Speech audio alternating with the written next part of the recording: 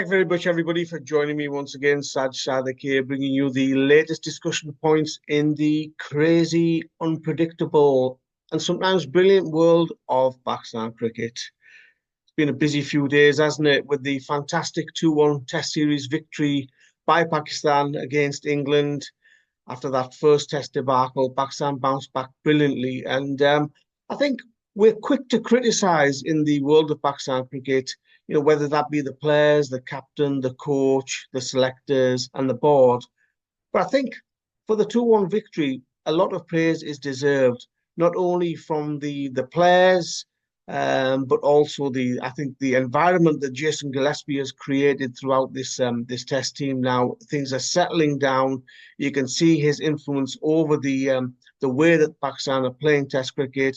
The captain deserves a lot of praise, Shan Masood, of course, as well.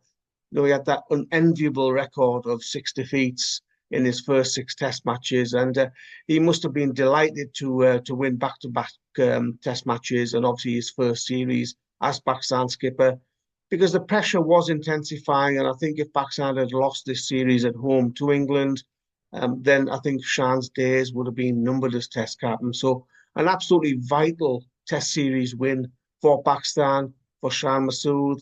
And as I say, Jason Gillespie deserves a lot of praise and credit for what Pakistan achieved in that Test series as well.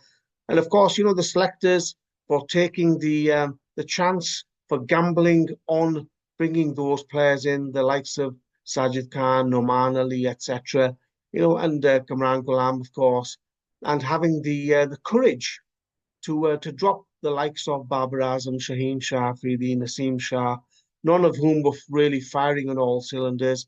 Of course, it was a different approach from Pakistan in those second and third Test matches regarding the pitch. And, that's home advantage for you. You don't expect for Pakistan to go to Australia or South Africa and encounter nice, friendly, spinning batting tracks out there that are going to help their spinners, the Australians, the South Africans, and other teams, even the likes of India, Sri Lanka, Bangladesh, etc. They make pitches that are suitable for their own players, provide their own players that comfort and advantage of playing at home.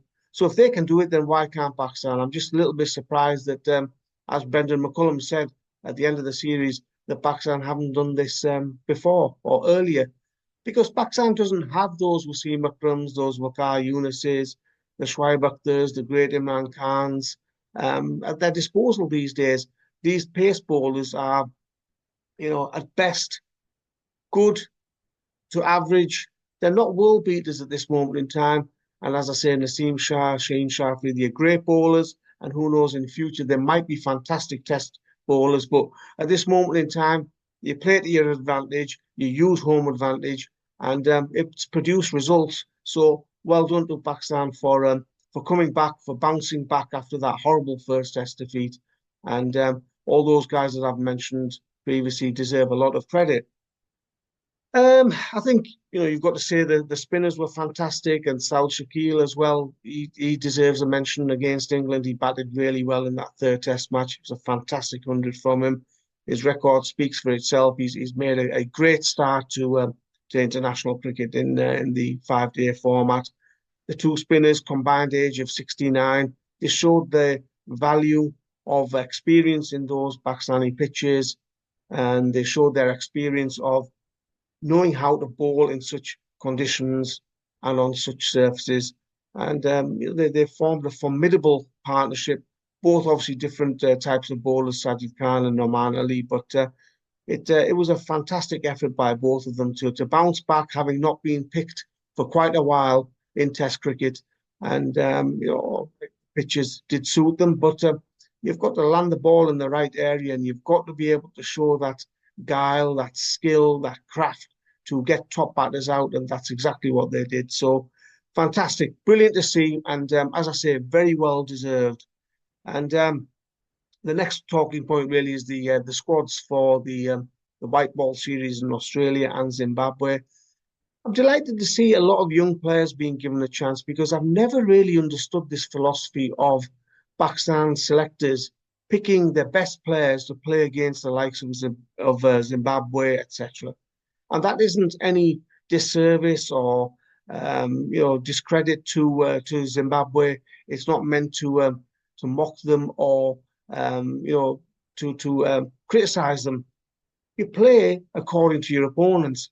And against Zimbabwe has always been a fantastic chance and an opportunity to blood some of your younger players. Those guys who are on the fringes of playing international cricket or who have just played one or two matches or are showing potential in domestic cricket, in domestic white ball cricket. These choices, these selections are long overdue. It's the right policy. I totally back the selection committee led by Akib Javed to pick these younger players, to give them the chance to show what they can do at international cricket. Because what too often happens is that these younger players are not given an opportunity against the likes of Zimbabwe and Bangladesh, etc. And then suddenly they're thrown in against Australia at the MCG, or they're thrown in Johannesburg against South Africa, or they're thrown in against England at Lords, away conditions. They've got no experience in international cricket, and they're expected to run before they can walk. Now, what should really happen is that they should blood these younger players, as they have done against the likes of Zimbabwe, let them perform, see how they do, build their confidence up, and take it from there. Because once they've got that little bit of experience under their belts in international cricket against the not so strong, and that's with all due credit and respect to those teams, if they can perform against them, then they've got that experience of playing international cricket. They've got that experience of playing at the top level, and that builds confidence for them, and it builds confidence ahead of bigger challenges and playing against the stronger teams. So, yeah, good decisions by the Pakistan selectors, and I'm delighted to see a lot of these younger guys being given an opportunity, the likes of Irfan Khan, Niazi, and many others. We could go through all of them, but yeah, fantastic to see. Rizwan announced as the white ball captain, right choice. For me, he had to be given the opportunity. I'm just surprised that he wasn't appointed as the white ball captain previously. I know they opted for Shaheen Shafii after Babar Azam, and then obviously Babar Azam has resigned since having the role again. But for me, Mohammad Rizwan has shown that he's a leader. Even when he's been vice captain in various formats, and he's given his all. He supported the captain. He's not one of those who's been sulking because he wasn't the captain. He's thrown his full support behind whoever was the captain, whether that was Shaheen Shafii, whether that was Babar Azam or whoever else. He's always, backed his captain. You always see him giving him advice. And I think we've seen in the Pakistan Super League just what a good leader he is, taking Multan Sultans to the top of the PSL and some fantastic performances as captain. And as I say, he's led the Multan Sultans really well. He's shown that he's got the capability of being a leader. He's shown that he's got the capability of handling the pressure of captaincy.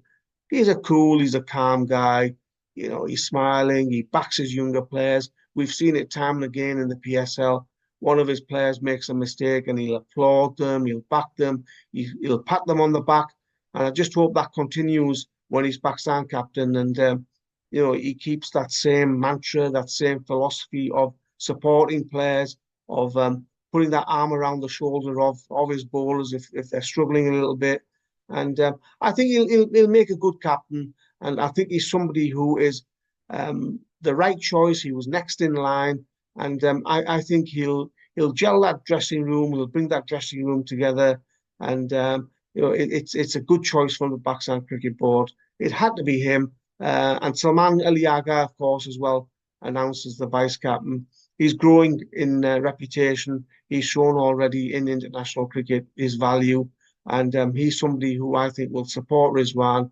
He's a good choice as vice captain as well. So it's good to have two fresh faces, because I think if they'd made somebody like a Shadab Khan or a Shaheen or a Babar Azam as vice captain, then you're just taking one step forward and one step back, because what the Pakistan team needs at the moment is fresh ideas, fresh faces as leaders, And I think Mohammad Rizwan and Salman Ali Agha are a good combination as captain and vice captain in the white ball format.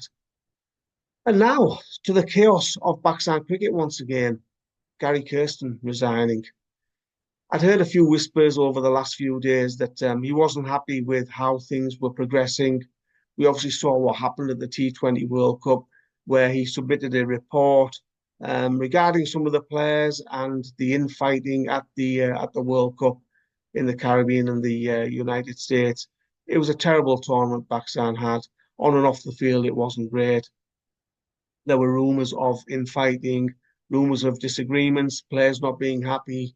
And whilst full details have obviously not been disclosed as to who the players were, I think it's pretty clear and pretty obvious that some of the senior players were playing some politics in that dressing room.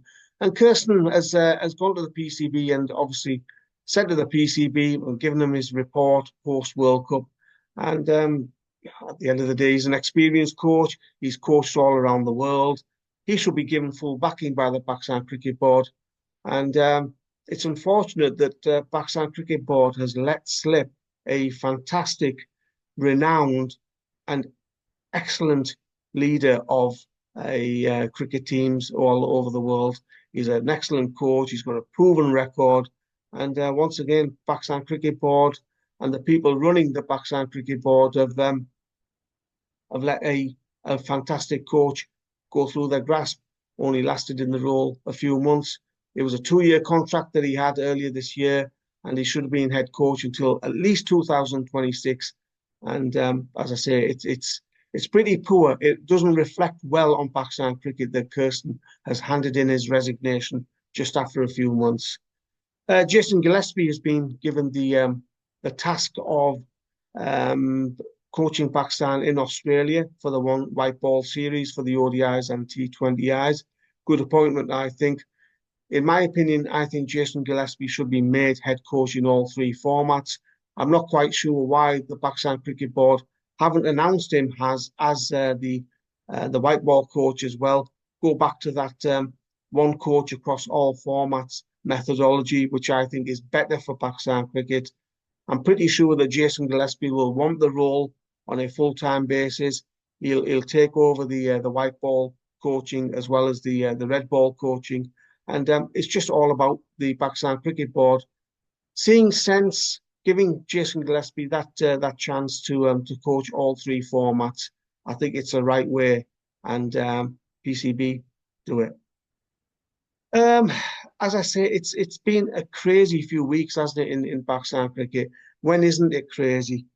Sometimes you just have to look back and take a deep breath and just look at some of the decision making, some of the antics of what's happening in Pakistan cricket, and you shake your head in disbelief at some of the decisions.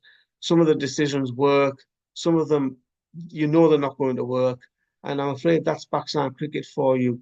It's just been comings and goings these last few weeks, players and captains and coaches and selectors. It's just a revolving door of people coming and going. It's like a hotel lobby, isn't it? Where you've got those busy hotels where in the lobby you've got that revolving door of people coming in, people going, people checking in, people checking out. That's what Pakistan cricket is at the moment. And I think if they made a series like they have done with the likes of Wrexham and Sunderland and Burnley, etc., and we've seen some basketball series as well. I've watched a series on the LA Lakers and the great Chicago Bulls team. It's fantastic viewing, and I think it's about time that Pakistan cricket made a series showcasing the crazy goings on of everything involved in Pakistan cricket. Thanks very much for watching, folks. We'll catch up very shortly. I'm sure there'll be more news to come in the next few days. But as I say, thanks very much for watching. Thanks for all the comments that you guys provide me as well. It's always interesting to read the comments and your feedback. And thanks very much for your support. Take care. All the best.